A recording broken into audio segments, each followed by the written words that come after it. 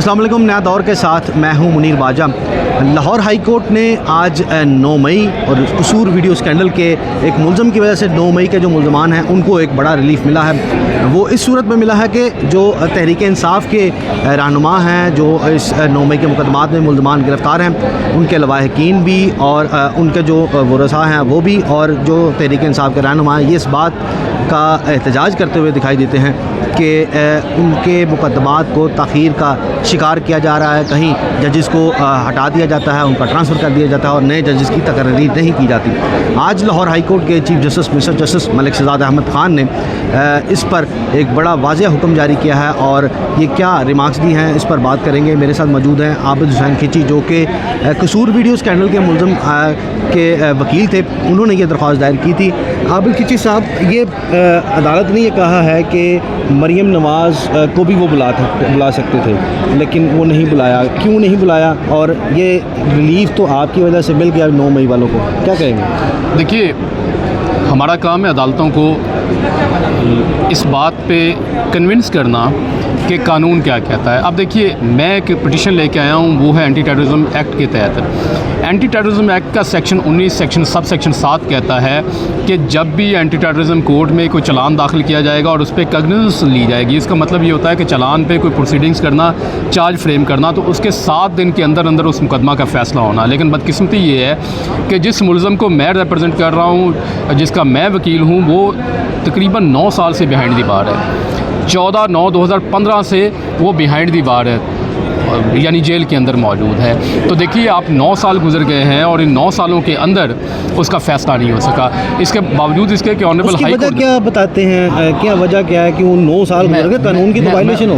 देखिए, कानून की वायलेशन ये सिर्फ वाहिद केस नहीं है जिसके अंदर कानून की वायलेशन हुई है। इसके अलावा हज़ारों केसेस ऐसे हैं जिनके अंदर ये वायलेशन हो चुकी है। लेकिन इस पर्टिकुलर केस के अंदर ये हुआ कि हाई कोर्ट ने इसको रिमांड करके भी भेजा, और रिमांड करने के बाद हाई कोर्ट ने कहा कि 20 दिन के अंदर अंदर इसका फ़ैसला होना चाहिए, लेकिन बदकिस्मती से वो नहीं हो सका। इसलिए और आज जो ख़ास तौर पर मामला वाक़ई हुआ वो यही था कि ऑनरेबल हाई कोर्ट ने ये देखा, ऑनरेबल चीफ जस्टिस साहब ने ये देखा कि क्योंकि कानून वहाँ पे जजेस मौजूद नहीं हैं, इसलिए कानून की अमलदारी नहीं हो रही। यही वजह थी कि उन्होंने चीफ मिनिस्टर पंजाब को बुलाना था, लेकिन उनकी रिप्रेजेंटेशन के लिए एडवोकेट जनरल पंजाब ने कहा था कि एक कमेटी मौजूद है, एक कन्वीनियर है, जिसके कन्वीनियर हैं लॉ मिनिस्टर, तो वो ये आके बताएंगे। तो इसलिए ऑनरेबल चीफ जस्टिस साहब ने कमेटी को बुलाया, और कमेटी के आज 3 अरकान, 3 मिनिस्टर, एक सीनियर मिनिस्टर मरीम औरंगज़ेब साहिबा, दूसरे सुहेब अहमद मलिक साहब जो लॉ मिनिस्टर हैं, और मियाँ मुज्तबा शुजा साहब पेश हुए हैं। अच्छा, ये इस वजह से प्रोसिक्यूशन की भी एक दरख्वास्त है जिसमें शेख रशीद के भी केसेस हैं, क्योंकि उनकी समाअत नहीं हो रही। प्रोसिक्यूशन आ गई उनको रिलीफ दिलाने के लिए। नहीं, बात रिलीफ दिलाने की नहीं है। प्रोसिक्यूशन ये कहती है कि जो मुकदमात केस दायर हो चुके हैं, जिन पे चलान आ चुका है और जिनमें कार्रवाई चल रही है, तो उनका फ़ैसला कानून के मुताबिक होना चाहिए। प्रोसिक्यूशन ये चाहती है, चूँकि ATC रावलपिंडी में मोअज़्ज़ज़ जाई साहब मौजूद नहीं हैं, इस बुनियाद पर वहाँ मुकदमात में ताख़ीर हो रही है और मुलज़म बिला वजह बिहाइंड दी बार है, जेल लॉकअप में है। तो इस वजह से प्रोसिक्यूशन भी चाहती है कि मुकदमात का फ़ैसला हो, लेकिन अदम दस्तयाबी जजेस की बुनियाद पर कानून के मुताबिक फ़ैसला नहीं हो रहा। अच्छा, इसमें आखिरी बात बताइएगा कि अब अदालत ने हुक्म क्या दिया है? अदालत ने हुक्म दिया है कि परसों तक आप जजेस की तैनाती करें। सॉरी, एक बात ये थी कि जो कमेटी पेश हुई वो कहती थी कि हमें चीफ जस्टिस के साथ मीनिंगफुल कंसल्टेशन करना है, जबकि ऑनरेबल हाई कोर्ट ने कहा कि कंसल्टेशन की आपको ज़रूरत नहीं है, ना ऐसे कुछ सीधा वो कानून का भी हवाला देने से जो है वो और उन्होंने AG साहब से कहा कि आपको कानून बताइए जिसके तहत आपने कंसल्टेशन करनी है, आपको पैनल देना है। यानी ये मतलब हुआ कि जो chief justice Lahore high court नाम भेजेंगे वही नाम जो है वो यही लुबेलबाब है इस बात का।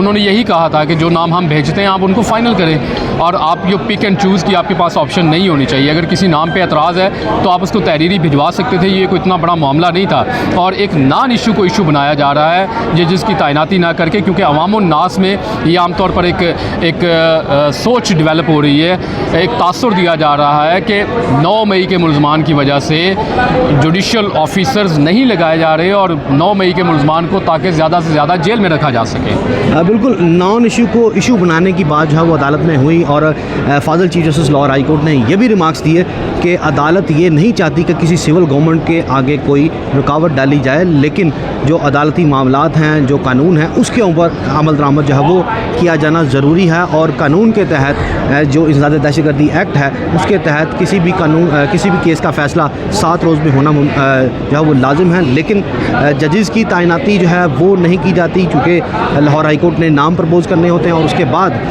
पंजाब हुकूमत महकमा दाखिला ने इन नामों को फ़ाइनल करके उसमें जजेस को तैनात करना होता है। और इस तरह ये तमाम कार्रवाई जो चलती है। लेकिन यहाँ पे कई केसेस ऐसे हैं जो सालों से ज़ेर इल्तवा हैं, जैसे ये एक दरख्वास्त गुजार थे कसूर वीडियो स्कैंडल के। इसी तरह 9 मई के जो वाक़यात हैं इसके ऊपर भी बड़ी जो है वो बहस चलती है कि जजेस को जो तब्दील कर दिया जाता है इस वजह से कि मुलजमान की ज़मानतें हो रही हैं। और अभी भी एक लाहौर के इंसदाद दहशतगर्दी अदालत नंबर 1 में जज की तकर्री नहीं हो सकी है। सिर्फ एक जज जो है वो लाहौर की अदालत में काम कर रहे हैं।